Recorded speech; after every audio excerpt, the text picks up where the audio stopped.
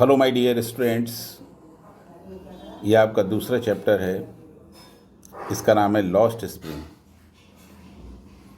ध्यान देंगे, इसकी राइटर हैं अनीस जंग। अनीस जंग जो राउरकेला में पैदा हुई थी और इनका बचपन और युवावस्था हैदराबाद में व्यतीत हुई। इनके परिवार में सभी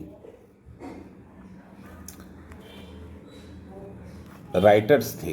इनके पेरेंट्स भी राइटर थे और इनका जो प्रारंभ था वो एक अच्छे परिवार से था। सभी अच्छे परिवार को बिलोंग करते थे। प्रारंभ में ये एक अखबार की एडिटर हो गई, कॉम्युनिस्ट कहते हैं, कॉलम देने वाले थी और इन्होंने बहुत सारी पुस्तकें लिखी हैं। इस पाठ में उन्होंने बताया है, जैसा कि इसका नाम दिया है लॉस्ट स्प्रिंग। यहाँ हम आपको बता दें लॉस्ट स्प्रिंग का क्या मतलब है। थोड़ा सा बैक में जाएंगे, इसके बैकग्राउंड में। स्प्रिंग कहते हैं बसंत के लिए, और बसंत का समय वो होता है जब पतझड़ हो गया होता है और नई कोपलें निकलती हैं, नई वर्ड्स, नई नई कलिकाएँ निकलती हैं। इसका अर्थ है the early childhood after some time of birth. यहाँ पर इस कहानी में भी लॉस्ट कहते हैं खो जाने के लिए, स्प्रिंग मीन्स बसंत। मेरा बसंत खो गया, इट मीन्स स्टोरी जो दी है वो चाइल्डहुड के ऊपर दी है कि मेरा बचपन खो गया। जैसा कि नीचे इसके एक और सबटाइटल दिया है, स्टोरीज ऑफ स्टोलन चाइल्ड।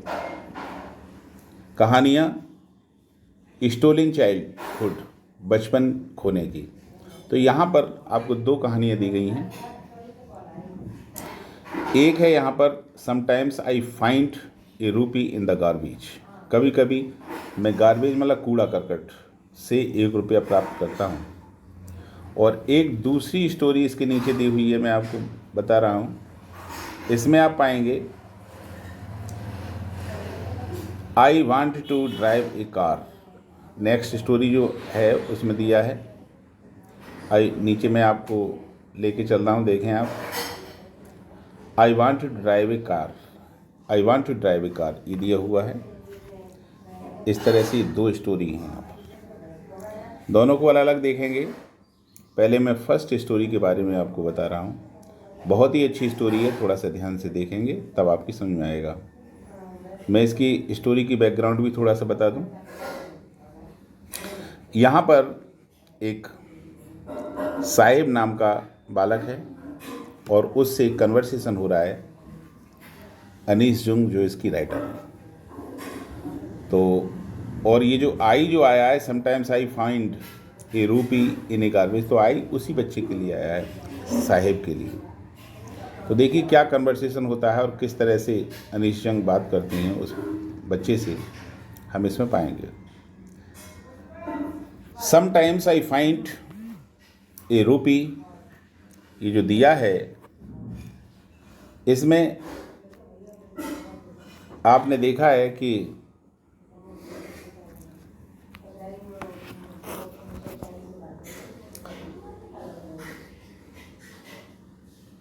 वो कहता है बच्चा, आई फाइंड ए रूपी इन the garbage.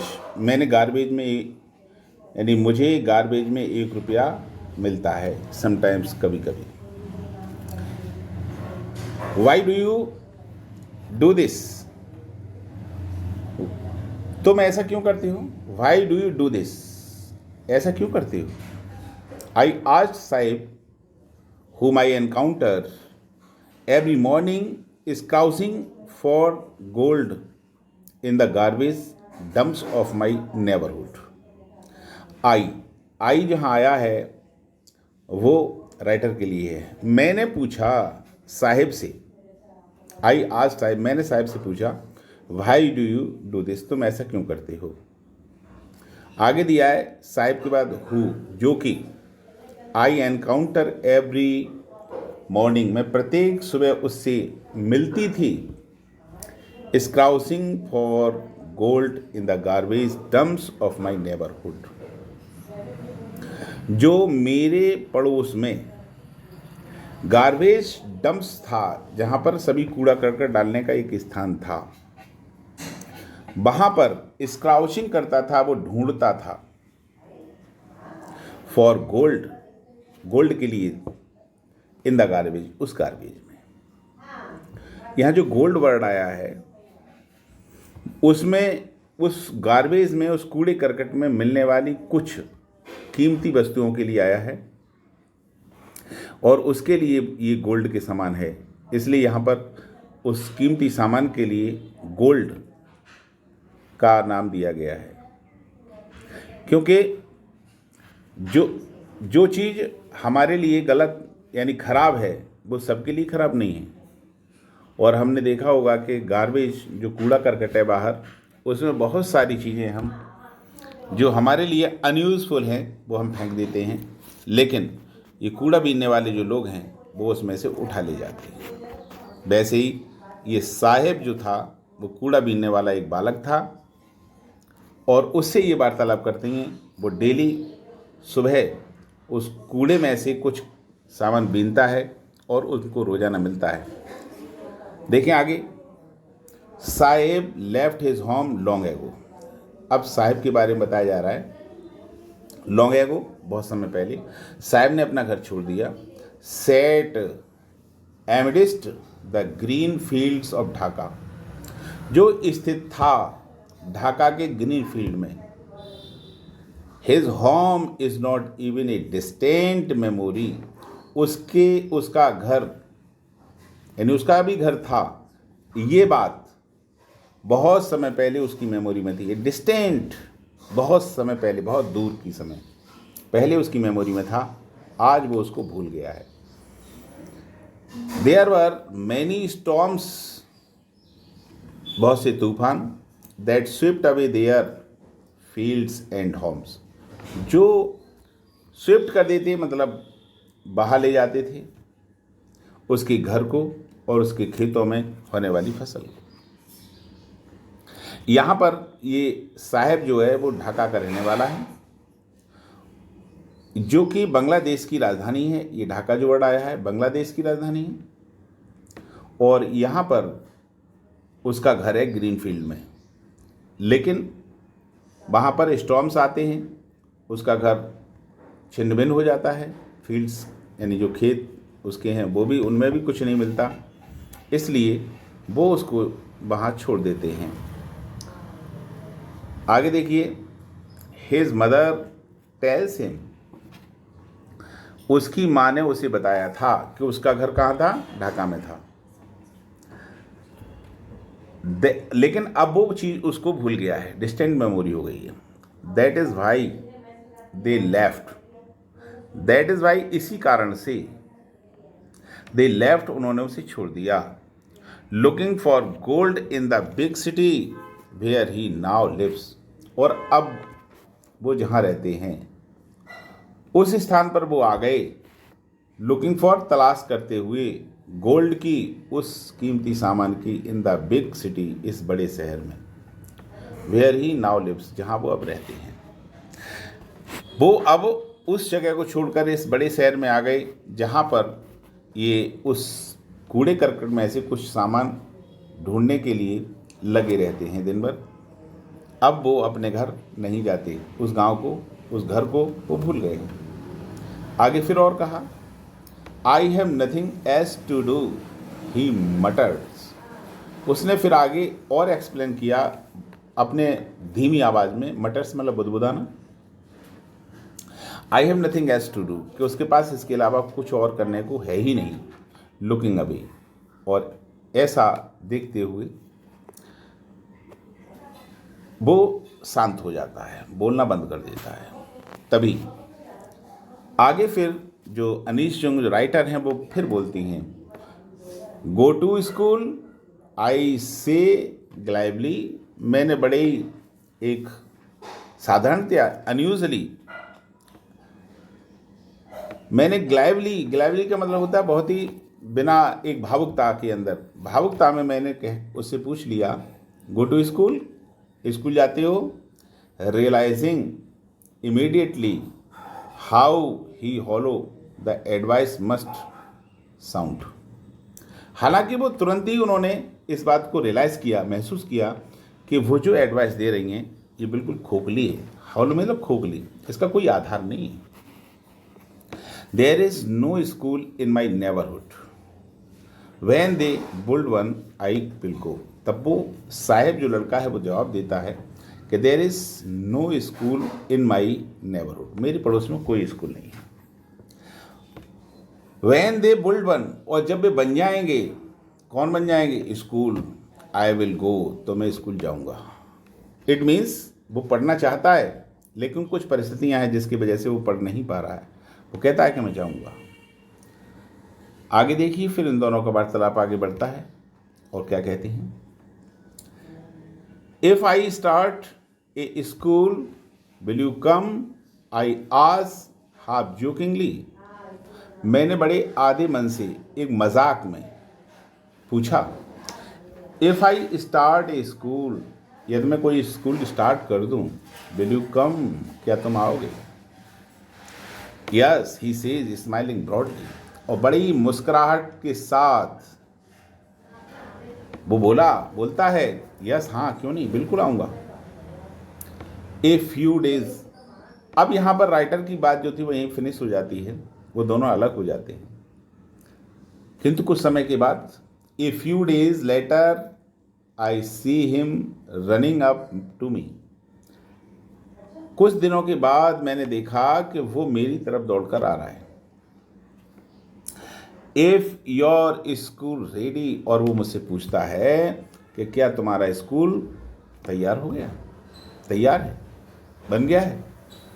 It takes longer to build a school, I say embarrassed at having meet a promise that was not meet. मैंने उससे कहा, I say it takes longer a build a school, कि school बनाने में एक लंबा समय लगता है, इतनी जल्दी नहीं बन जाता। Embraced at having made a promise that was not meet, उसका मैंने जो उसको एम्ब्रेस किया, at having made a promise, जो वायदा किया था उसको फुलफिल नहीं किया। दैट वाज नॉट मीट, उसका ये मतलब नहीं था, उसका मतलब ये नहीं था कि आपने जो मुझसे वायदा किया वो पूरा नहीं किया। वो ऐसे ही मन में उसके पढ़ने की ललक थी और वो पूछ बैठा, क्यों। वो उस वायदे के तरफ नहीं गया कि आपने मुझसे वायदा किया था, लेकिन मन में एक विचार था कि हाँ विद्यालय बनेगा, उसकी उत्सुकता थी, ईगरनेस के साथ उसने पूछा। But promises like mine abound in every corner of his black word, क्योंकि लेकिन प्रोमिसेस जो थे, वायदे, जैसे उसने जो वायदा किया उसको उस वायदे का कोई अर्थ नहीं था।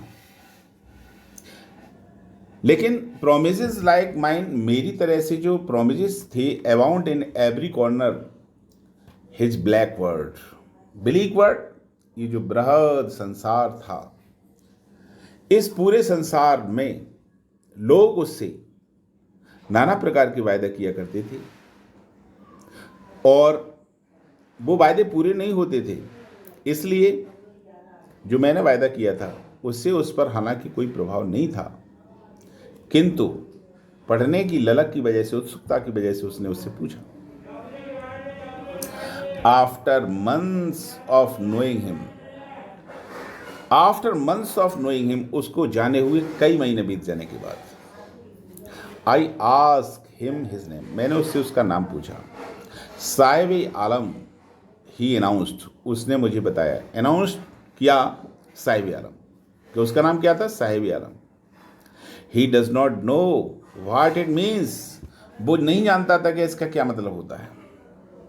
If he new it's means, ये तो वो इसका मतलब जानता। लॉर्ड ऑफ द यूनिवर्स, क्योंकि उसका नाम का अर्थ क्या था, लॉर्ड ऑफ यूनिवर्स। इस सार्वभौमिक यानी इस सार्वभौमिक भौमिक क्षेत्र का यानी पूरे यूनिवर्स का मालिक, स्वामी, साहिब आलम का मतलब था। वो यद्यपि इस चीज़ को नहीं जानता था।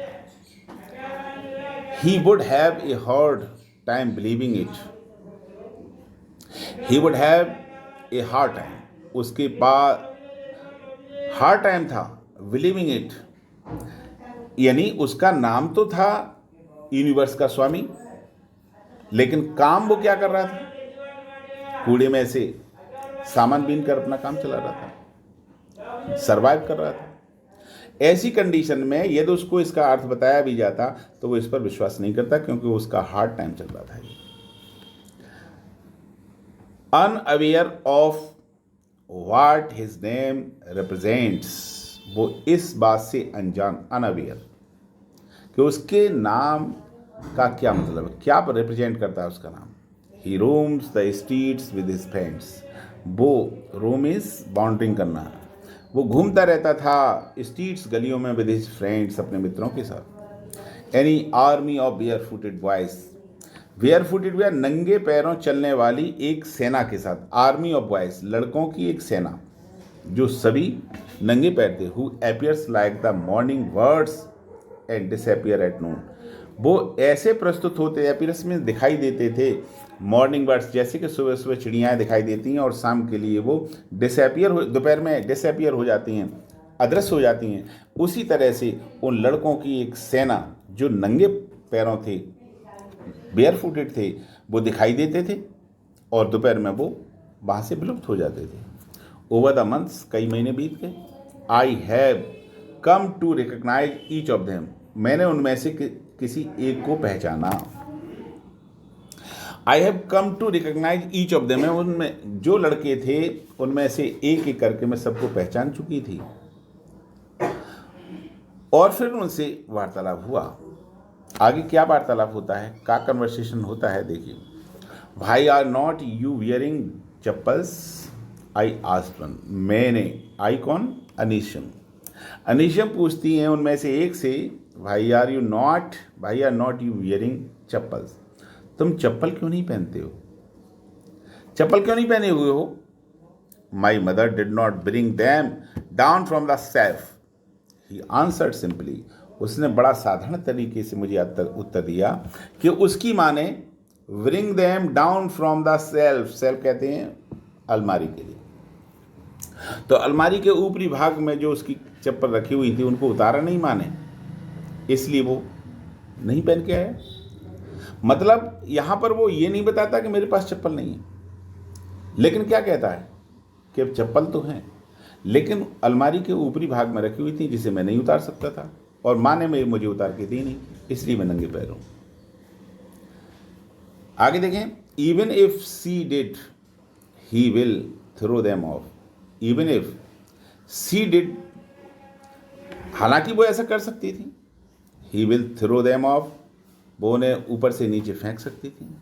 Ads another who is wearing shoes that do not match, अब जो अगला बालक है एड्स को जोड़ते हुए बोलता है, कुछ और आगे बोलता है, हु इज बियरिंग, जो पहने हुए था जूतों के लिए, दैट डू नॉट मैच, वो एक दूसरे से मैच नहीं कर रहे थे, यानी एक पैर में दूसरा प्रकार का जूता था और दूसरे पैर में दूसरे प्रकार का जूता था। वो बोलता है when I comment on it, जब मैंने उस पर कमेंट किया, टिप्पणी की, he shuffles his feet and saying nothing, shuffles कहते हैं एक दूसरे के पीछे करना, वो अपने जूतों को अपने फीट से छुपाता है या आगे पीछे करके छुपाने का प्रयास करता है, एंड सेज नथिंग, और कहता कुछ भी नहीं। आई वांट शूज, मुझे जूते चाहिए। सेज द थर्ड बॉय, जो तीसरा लड़का था वो बोलता है कि मुझे जूते की आवश्यकता है। Who has never owned a pair all his life, जिसने कभी भी अपने जीवन में जूते नहीं पहने, यानी a pair, owned a pair, यानी उसके पास एक जूते नहीं थे, वो एक पेयर जूतों का मालिक नहीं बना कभी भी, एक जोड़ी जूते नहीं थे। ट्रेवलिंग अक्रॉस द कंट्री, और वो आगे कहती हैं कि उन्होंने इस देश में ट्रैवलिंग की है, travelling across the country. I have seen children walking bare footed, In cities on blazed roads, it is not lack of money but a tradition to stay barefoot. Is one explanation. I wonder if this is only an excuse to explain away a perpetual state of poverty. आगे फिर Anish Jung जो writer हैं वो कहती हैं, travelling across the country, मैंने देश का यात्रा की है, अक्रॉस द कंट्री, पूरे देश की यात्रा की है। I have seen children walking bare footed, मैंने बेयर फुटेड नंगे पैरों लोगों को देखा, बच्चों को देखा है। आई इन सिटीज़, शहरों में, इन ब्लेज रोड्स, गांव के रोडों पर। It is not lack of money, इनके पास धन की कमी नहीं होती, बट एक ट्रेडिशन, बल्कि एक परंपरा। टू स्टे बेयर फुट, नंगे पैर रहने की परंपरा है, बाकी एक संस्कृति है, आदत है। इज़ वन एक्सप्लेनेशन, उसमें एक इस तरह की एक एक्सप्लेनेशन रहता है उनका। आई वॉन्डर दिस इज़ ओनली, मुझे आश्चर्य होता है कि if this is only an excuse explain away perpetual state of poverty, कि ये हमारे देश की वास्तविक पॉवर्टी का एक प्रतिबिंब है। लेकिन वहाँ का जो बालक जो बेयर फुटेड है वो ये कभी नहीं कहता कि मेरे पास जूते नहीं हैं, बल्कि वो ये कहता है कि यहाँ की परंपरा है, यहाँ हम लोग नंगे पैरों ही रहते हैं। ये वास्तविक ऐसी पॉवर्टी है जो हमारे देश के विभिन्न हिस्सों में पाई जाती है। इस तरह से आगे बढ़ती हैं अनुशंक, फिर आगे बताती हैं। I remember a story, a man from Udupi once told me, as a young boy, he would go to school past an old temple where his father was a priest. He would stop briefly, wearily at the temple and pray for a pair of shoes. वो एक कहानी बता रही हैं कि एक बार मुझे याद है, I remember a story of a man, Udupi. Udupi एक स्थान है, उडुपी के एक व्यक्ति की एक कहानी मुझे याद आती है। उन्होंने बताया, told me, as a young boy he would go to school past an old temple. जब वो छोटे एक लड़के के रूप में थे, he would go to school past an old temple, जब वो स्कूल जाया करते थे तो एक ओल्ड पुराने टेम्पल को क्रॉस करके जाते, ओल्ड टेम्पल के नज़दीक से होकर के गुजरा करते थे, पास किया करते थे। Where his father was priest, जहाँ उसके पिता एक प्रीस्ट थे, यानी पुजारी थे। He would stop verily at the temple and pray for a pair of shoes. वो लड़का स्टॉप रुकता था उस टेम्पल के सामने और प्रे करता था ए पेयर ऑफ शूज। मतलब भगवान से क्या मांगता था? कहता था कि मुझे एक जोड़ी जूते चाहिए। मंदिर में रुक करके वो प्रे प्रार्थना करता था और कहता था कि मुझे एक जोड़ी जूते चाहिए। 30 years later, 30 वर्षों के बाद, आई विजिटेड हिज टाउन, मैंने इस टाउन की विजिट किया, मैं उस टाउन में घूमने गई। एंड द टेम्पल, और उस टेम्पल पर, which was now ड्रॉन्ड in an year of, जो अब वहाँ पर नहीं था, यानी डिसोलेशन। अब वो जगह पर जो पहले थी वो अब नहीं दिखाई दे रही थी वहाँ पर। इन द बैकयार्ड, और उसके पीछे की ओर, बैकयार्ड में मतलब पीछे का जो खुला स्थान था वहाँ पर, where lived the new priest, वहाँ एक नया प्रीस्ट, नया पुजारी रहता था। There were red and white plastic chairs, इसके पास लाल और सफ़ेद कलर की प्लास्टिक की चेयर्स थी। ए young boy dressed in A grey uniform, एक लड़का ग्रे यूनिफॉर्म पहने हुए था। Wearing socks and shoes, socks पहने था और शूज भी पहने था।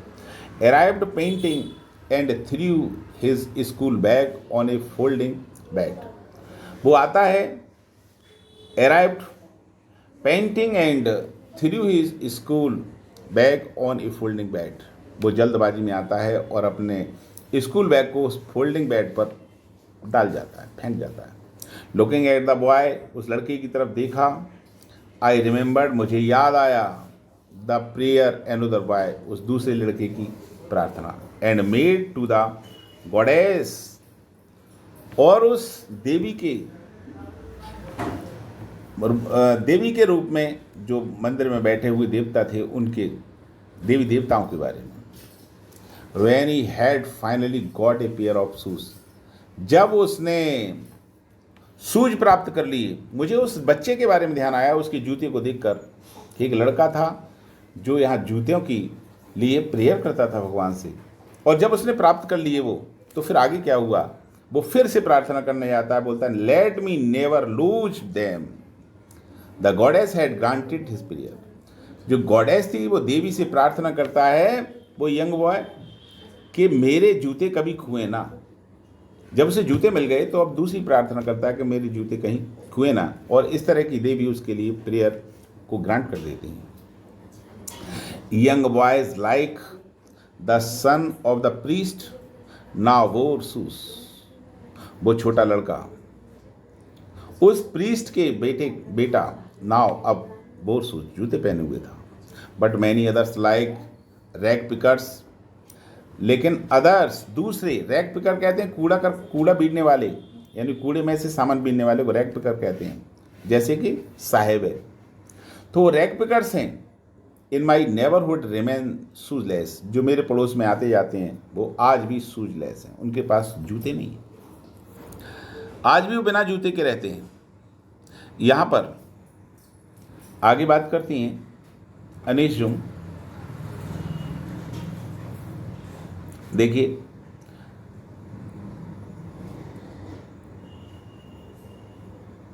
आज ये जो पैराग्राफ है यहीं तक रहने दीजिए, उसके बाद हम कल इसके आगे कराएंगे।